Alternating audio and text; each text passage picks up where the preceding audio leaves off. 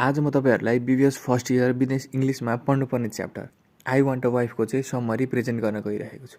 म तपाईहरुलाई इंग्लिश र नेपाली दुईटैमा बुझाउने कोसिस गर्नेछु। सो भिडियो स्टार्ट गर्नुभन्दा अगाडि यदि तपाई हाम्रो च्यानलमा नयाँ हुनुहुन्छ भने चाहिँ हाम्रो च्यानललाई सब्स्क्राइब गर्न चाहिँ नबिर्सिनु होला। ल अब के ढिलो नगरिकन भिडियोलाई स्टार्ट गरौँ।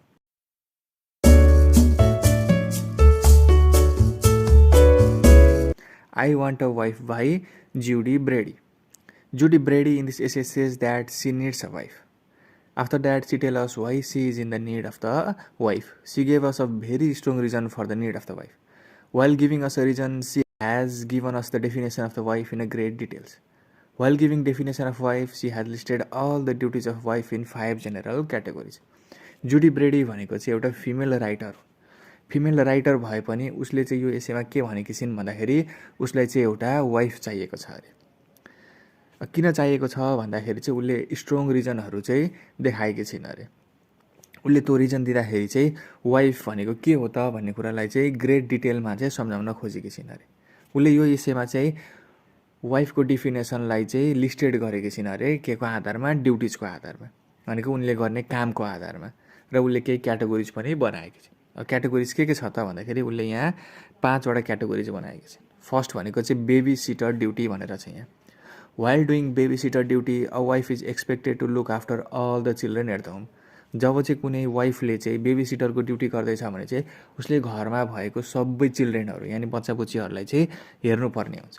A wife must fed the children, wash their cloth and iron well, keep them clean, take to the hospital if they are sick, take care of the park, zoo and enjoyment, make sure that they have done all the homework. भनेपछि एउटा wife भइसकेपछि चाहिँ उसले सबै आफ्ना छोराछोरीहरूलाई चाहिँ खुवाउनु पर्ने, नुहाइदिनु पर्ने, लुगा धोइदिनु पर्ने, तिनीहरूमा आइरन लगाइदिनु पर्ने, उनीहरू बिरामी भयो भने हस्पिटल लगिदिनु पर्ने, उनीहरू बोर फिल भयो भने पार्कमा जूमा लगेर इन्जोयमेन्ट गराइदिनु पर्ने, उनीहरूले अब स्कुलको होमवर्क गरेका छन् कि छैनन् त्यो कुरा सबै चाहिँ एउटा वाइफले हेर्नुपर्छ अरे।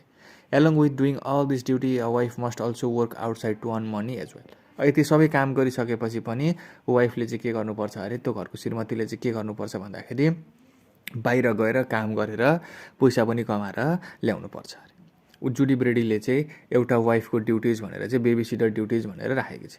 अब अर्को क्याटेगोरी उसले गरेको भनेको चाहिँ कुकिङ ड्युटिज, यानी खाना पकाउने काम पनि वाइफले नै गर्नुपर्छ अरे। She must cook good food as well as feed husband and his whole families and friends sometime. भनेको उसले चाहिँ अब आफ्नो घरको परिवारदेखि लिएर हस्बेन्डलाईदेखि लिएर हुँदा साथीभाइहरूलाई पनि कहिलेकाहीँ पकाएर चाहिँ खुवाउनु पर्छ अरे। She need to take special care of her husband when she is sick, यानी उसले चाहिँ अब हस्बेन्ड यानी उसको बुढा चाहिँ बिरामी भयो भने चाहिँ के गर्नुपर्छ अरे, उसको चाहिँ रेखदेख गर्नुपर्छ अरे। While the family is on vacation or tour, she must go along with them to take care of everything. यानी कुनै भ्याकेसन टुरहरू भयो भने उनीहरूको परिवार जाने भयो भने चाहिँ वाइफले चाहिँ के गर्नुपर्छ भन्दाखेरि गएर सबै कुराको रेखदेख चाहिँ गरिदिनुपर्छ अरे। The wife will not only cook only one kind of food but prepare varieties of food for different guest and family member at home. यानी वाइफ भएपछि चाहिँ डिफ्रेन्ट फ्यामिली मेम्बरहरूको कस्तो चोइसको खानेकुराहरू खान्छन् त, सो सबै भेराइटिजहरू चाहिँ उसलाई पकाउन आउनु पर्यो र त्यही अनुसार चाहिँ उसको गेस्ट फ्यामिली मेम्बरलाई चाहिँ पकाएर खुवाउनु पर्छ अरे। हो यसरी चाहिँ दुईवटा ड्युटिज भयो। अब अर्को ड्युटिज भनेको चाहिँ cleaning duties. In cleaning duty the wife must clean the whole house. After picking up children from the school, she need to pick up her husband from work office. A wife must wash all the clothes, iron them, keep them in the right places, she must do the shopping of necessary groceries. अब यहाँ चाहिँ के भनिएको छ भन्दाखेरि wife भइसकेपछि चाहिँ सरसफाइ गर्ने काम पनि गर्नुपर्छ अरे। उसले चाहिँ सबै घरलाई चाहिँ सफा गर्नुपर्छ र आफ्नो बच्चाबुच्चीहरूलाई चाहिँ स्कुल जानको लागि चाहिँ पिक गर्न, यानी स्कुलबाट चाहिँ पिकअप गर्न पनि जानुपर्छ, आफ्नो हस्बेन्डलाई लिन पनि जानुपर्छ र सबै घरका लुगाहरू धोइदिएर आइरन गरेर चाहिँ जस्तै अब तरकारीहरू किन्न, जस्तै ग्रोसरिजहरू किन्नको लागि पनि उसले मार्केट जानुपर्छ। यो उसको चाहिँ वाइफको चाहिँ एउटा क्लिनिङ ड्युटी भयो। अब अर्को ड्युटी यहाँ के इन्क्लुड गरिएको छ भन्दाखेरि social duty. A social duty, a wife must satisfy the wishes of all the guest who visit our home. A wife must prepare tasty food for the guest. When you go out for the invitation, the wife must look after the children. यानी के भनेको छ भन्दाखेरि एउटा श्रीमती भइसकेपछि, एउटा wife भइसकेपछि चाहिँ उसले चाहिँ आउने घरका पाहुनाहरू विशेषहरू चाहिँ फुलफिल गर्नुपर्छ, उनीहरूलाई चाहिँ सेटिस्फाई गर्नुपर्छ भनेको छ। उनीहरूले चाहिँ उसलाई चाहिँ राम्रो खानेकुरा पकाएर खुवाउनुपर्छ, मिठो खानेकुराहरू। अनि उनीहरू चाहिँ कतै घुम्न गए, इन्भिटेसनमा गयो भने त्यो घरको वाइफले चाहिँ उनीहरूको बच्चाबुच्ची पनि के गर्नुपर्छ, हेरिदिनुपर्छ। A wife must take children to the bed early when our guest arrive at the home so that the children will not disturb the guest. The wife must fill the glasses of our guest with wines and the coffee if our guest want. यहाँ चाहिँ के भनिएको छ भन्दाखेरि उसले चाहिँ छिटै आफ्नो बच्चाबुच्चीलाई चाहिँ सुताउनुपर्छ, जसको कारणले गर्दाखेरि घरमा आएको गेस्टलाई चाहिँ कुनै पनि डिस्टर्ब नहोस्। The wife must fill the glasses of the guest with wine and the coffee if our guest want. यानि वाइफले चाहिँ अब उनीहरू के खान्छन् त, कफी खान्छन् कि वाइन खान्छन् कि उनीहरूको निड अनुसार, उनीहरूको वान्ट्स अनुसार चाहिँ उसले चाहिँ तिनीहरूको ग्लास चाहिँ भरिदिनुपर्छ। अब अर्को ड्युटी यहाँ के इन्क्लुड गरेको छ भन्दाखेरि sexual duty. A wife must satisfy her husband sexual wishes at any time when the husband is in the mood. यानि जब हस्बेन्ड मुडमा हुन्छ त्यतिखेर चाहिँ उसको सेक्सुअल डिजायर फुलफिल पनि एउटा वाइफले नै गरिदिनुपर्छ। The wife must play with the husband in the bed at night. The wife must be careful for the birth control. The wife must be sexual faithful to the husband. The wife should not ask for the sex when the husband is not in mood. यहाँ चाहिँ के भनिएको छ भन्दाखेरि एउटा wife भइसकेपछि उसले एउटा हस्बेन्डको चाहिँ सेक्सुअल डिजायरलाई चाहिँ फुलफिल गर्नुपर्छ। हो त सेक्सुअल डिजायर फुलफिल गर्दाखेरि चाहिँ उसले चाहिँ बर्थ कन्ट्रोललाई पनि ध्यान दिनुपर्ने हुन्छ। जब चाहिँ हस्बेन्ड मुडमा हुँदैन त्यतिखेर उसले चाहिँ सेक्सुअल डिजायर चाहिँ गर्नु। The wife should not complain her husband when he change or bring a new wife. यानि यहाँ चाहिँ के भनिएको छ भन्दाखेरि वाइफले चाहिँ उसको हस्बेन्डलाई केही पनि भन्न पाउँदैन अरे उसले चाहिँ अर्को वाइफ ल्यायो भने। If needed the wife must quit her job to satisfy her husband wishes and desire. उनी चाहिँ कतै काम गर्दैछिन् भने चाहिँ हस्बेन्डको डिजायर, हस्बेन्डको निड अनुसार चाहिँ उसले त्यो काम पनि छोडिदिनुपर्छ अरे। The most important thing is that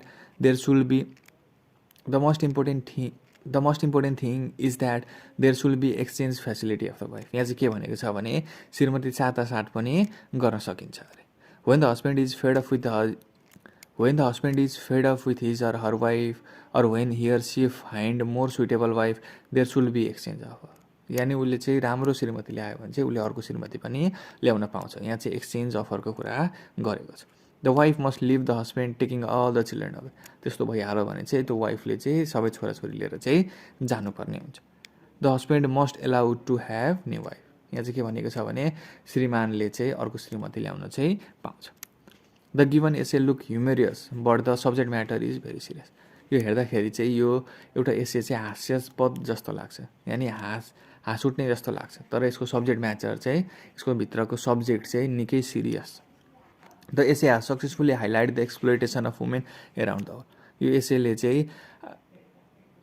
चाहिँ एउटा श्रीमतीप्रति गरिएको एक्सप्लोइटेसन यानि उमाथि गरिएको शोषणलाई चाहिँ राम्रोसँग देखाइएको छ। The women has to do all the household work mention above. यानि माथि भनिएका सबै कामहरू चाहिँ एउटा वाइफले नै गर्नुपर्छ। उसले चाहिँ आफ्नो हस्बेन्डलाई त्यो कामहरू गराउन पाउँदैन। She is busy from early morning to the late evening. यानि ऊ बिहानदेखि बेलुकैसम्म चाहिँ त्यही काम गरिरहेकी हुन्छ। She has to do so much work that a machine is also incapable of doing all those thing. यहाँ चाहिँ के भनिएको छ भने चाहिँ उसले ती सबै कामहरू गर्नुपर्छ जुन चाहिँ एउटा मेसिनले गर्नु पर्यो भने त्यो मेसिनले पनि गर्न सक्दैन। But the husband says his wife does nothing. त्यही पनि उसको श्रीमानले चाहिँ के भनिरहेको हुन्छ भने उसको श्रीमतीले चाहिँ केही पनि काम गर्दैन।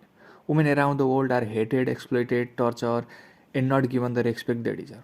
यानि यी सबै काम गरे तापनि घरको श्रीमती यानि घरको वाइफलाई चाहिँ खालि हेट, एक्सप्लोइट, टर्चर मात्रै गरेको हुन्छ। उनीहरूले जति रेस्पेक्ट पाउनुपर्छ त्यति रेस्पेक्ट चाहिँ उनले पाएका हुँदैनन्। Wife is presented somebody as a slave. यानि यो यसले चाहिँ के देखाउन खोजेको छ भन्दाखेरि वाइफलाई चाहिँ एउटा स्लेभ यानि नोकर, उनीहरूले जे भन्नु त्यही मान्नेको रूपमा चाहिँ देखाइएको छ।